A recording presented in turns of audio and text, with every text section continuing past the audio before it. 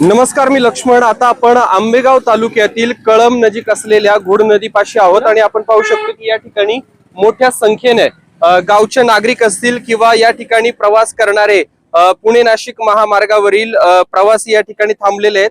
याचं कारण असं आहे की या ठिकाणी जी घोड नदी आहे, या घोड नदीमध्ये एका अज्ञात व्यक्तीची त्या ठिकाणी बॉडी आढळून आलेली आहे आणि तीच या ठिकाणी पाहण्यासाठी ही गर्दी दिसून येते।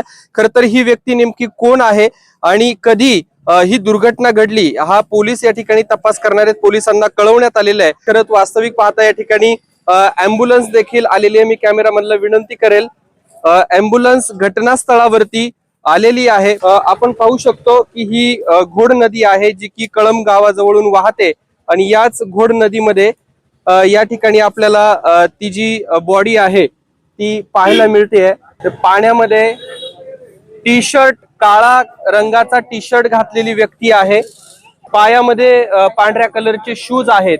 ही व्यक्ती या ठिकाणी कशासाठी आली होती? शेतकरी आहे की इतर कोणी व्यक्ती आहे, या गोष्टीची अद्याप माहिती आपल्याला समजलेली नाहीये।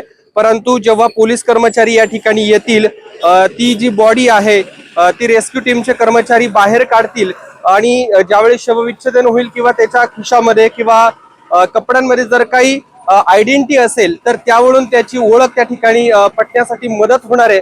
परंतु अद्यापही त्या जी काही बॉडी आहे त्यांची ओळख पटलेली नाहीये।